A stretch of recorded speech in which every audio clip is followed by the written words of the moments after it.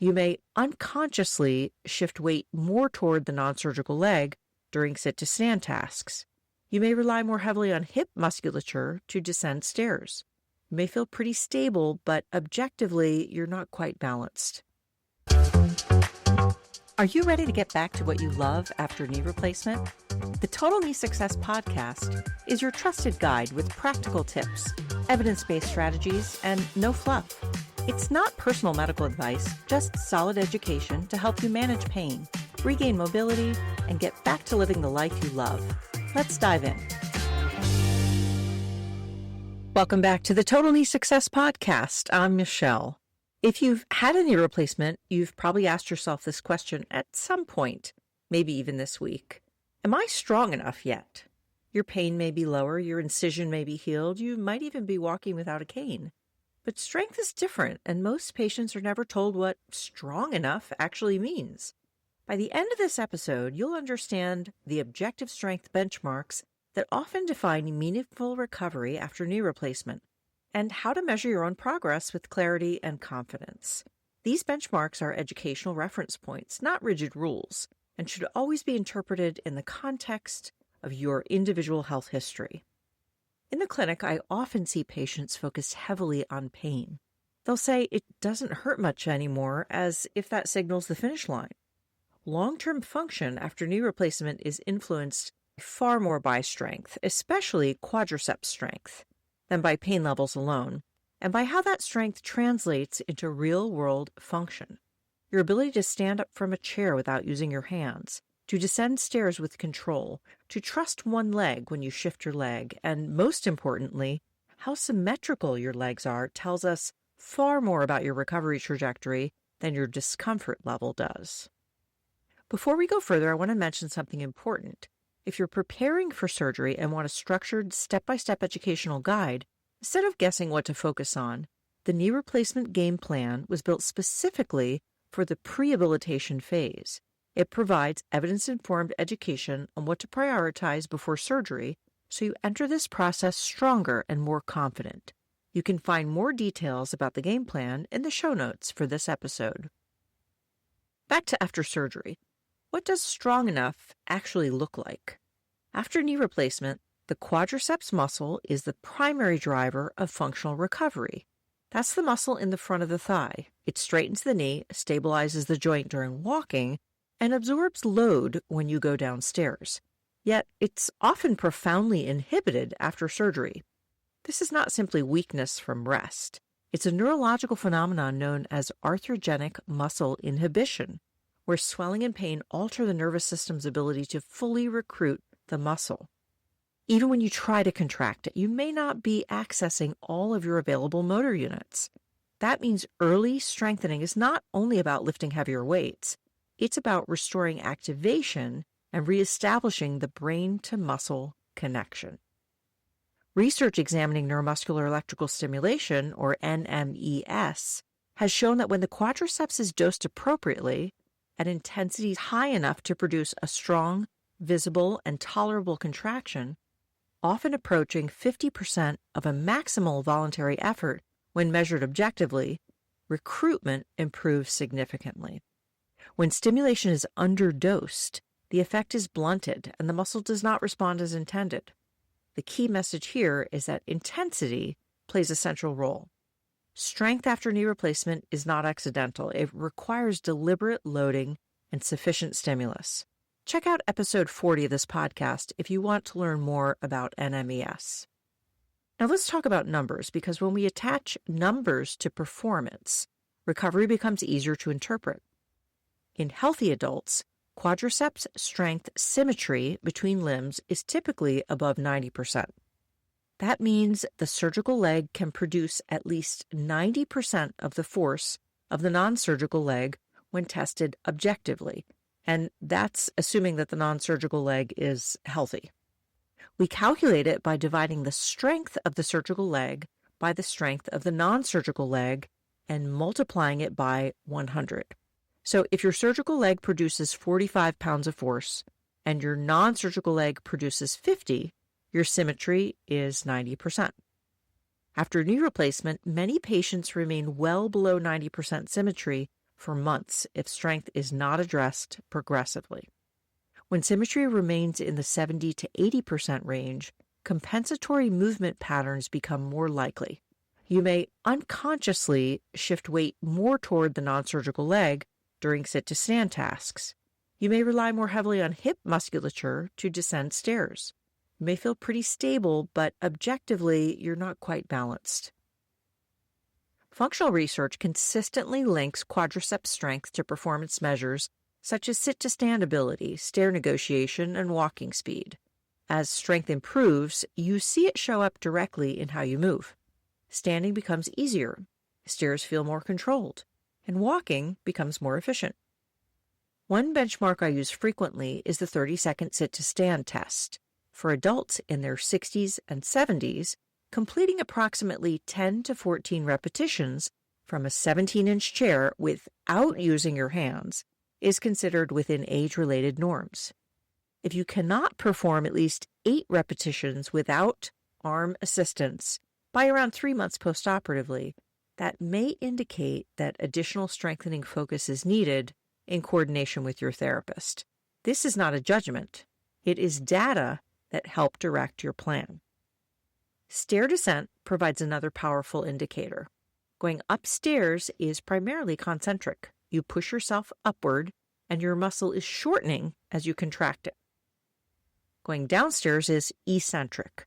You must control your body weight as you lower, and your muscle is lengthening as it contracts. Eccentric quadriceps strength often lags behind concentric strength. If you're descending stairs sideways, taking one step at a time, or relying heavily on the railing beyond 3 to 4 months, that suggests eccentric weakness may still be present. Improving this capacity changes how you move through your home and community. Single leg control is another meaningful threshold. Being able to stand on your surgical leg for around 10 seconds without excessive trunk sway or opposite hip drop reflects a baseline level of strength and neuromuscular coordination. If balance collapses immediately, the issue is rarely balance alone. It's often strength expressed through lack of stability. You may notice that none of these benchmarks reference pain, and this is intentional. Pain reduction can occur before meaningful strength returns. Some patients feel significantly better at 8 weeks and assume they're ahead, yet objective testing may reveal persistent deficits. And that's not to discourage you. A large analysis of over 12,000 patients showed that implementing standardized rehabilitation guidelines with progressive loading and consistent outcome measurement reduced the proportion of individuals who failed to achieve meaningful functional improvement. Okay, so that's good. Structure improves outcomes. Measurement improves direction. You have to know what you're measuring and what that means. When we measure something consistently, we can adjust it intentionally. Without objective data, a lot of that recovery becomes guesswork. Let's connect this to walking, which we will explore more deeply in the next episode, episode 50. Strength plays a central role in walking performance. Early recovery trajectories vary. Some patients demonstrate rapid gains in walking speed during the first several weeks of outpatient therapy, while others improve more gradually. Interestingly, early walking speed alone does not always predict one-year outcomes. What appears more influential is sustained strength development over time. So if your walking feels slow at 6 weeks, that doesn't automatically predict long-term limitation. Persistent quadriceps weakness at 6 months, however, deserves closer attention. Symmetry, again, becomes central here. If your surgical leg consistently produces less force than the non-surgical leg, your nervous system will default to compensation. Over time, this may increase loading demands on the opposite knee or hip. And as we discussed earlier, aiming for at least 90% limb symmetry by 6 to 9 months is a reasonable long-term strength goal. Now, that doesn't mean perfection is required, but it does mean imbalance should not be ignored. Rehabilitation deserves attention as well. Exercise performed before surgery has been shown to improve knee function prior to surgery and within the first 3 months afterward. Entering surgery stronger gives you a pretty good head start. If you're preoperative and listening, building quadriceps strength now is one of the most valuable investments you can make. If you're postoperative, the same principle applies. Progressive resistance training is foundational. Progressive means the load increases over time. Bodyweight exercises may be appropriate initially, but eventually resistance should be challenging within a moderate repetition range, often somewhere between 8 and 15 reps per set, with noticeable fatigue by the final reps. If you can perform 20 reps comfortably and easily, the load is likely too low to drive adaptation. Muscles respond to challenge. Talk to your therapist about this. Without sufficient stimulus, your muscles don't adapt.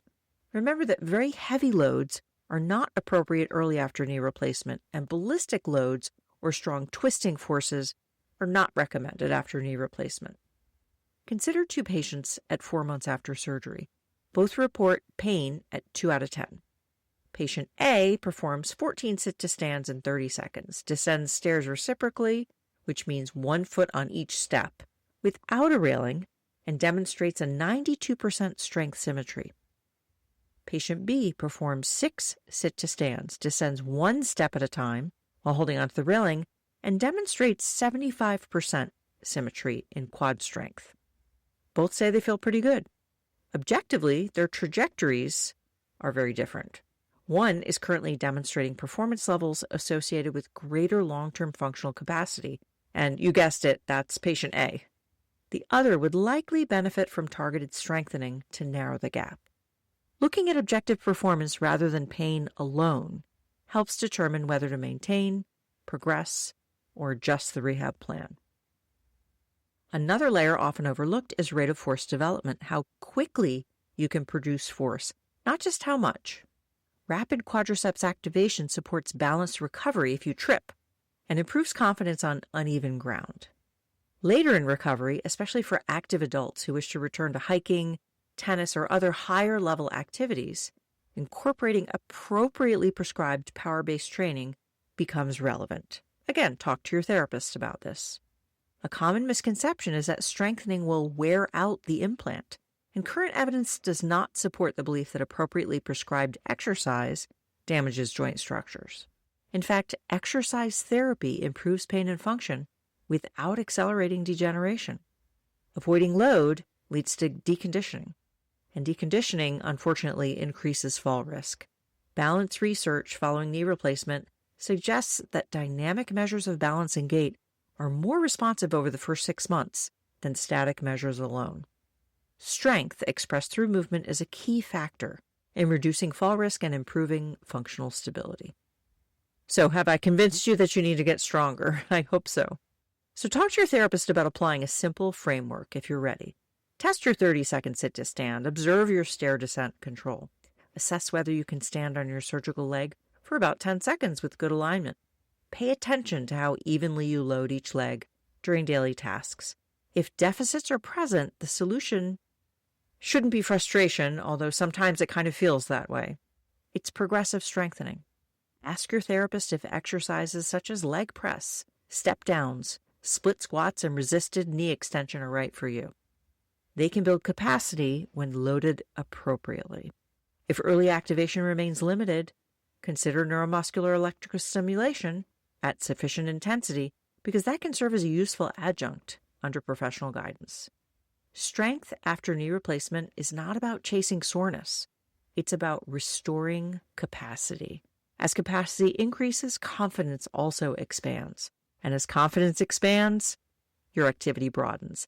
That's where your independence is rebuilt. The next time you ask yourself, am I strong enough? Answer based on performance rather than pain. How many sit-to-stands can you complete? How controlled is your stair walking?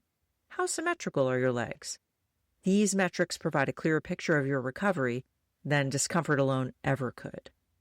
In our next episode, we'll build on this foundation by exploring walking speed and endurance, and why your gait tells a bigger story about strength, coordination, and independence. Once strength is established, it must translate into efficient movement, and your walking pace reflects more than you may realize. I'm Michelle, and this has been the Total Knee Success Podcast. This podcast is for educational purposes only. Discover more at totalkneesuccess.com And be sure to subscribe and share, because every step forward takes you closer to living the life you love.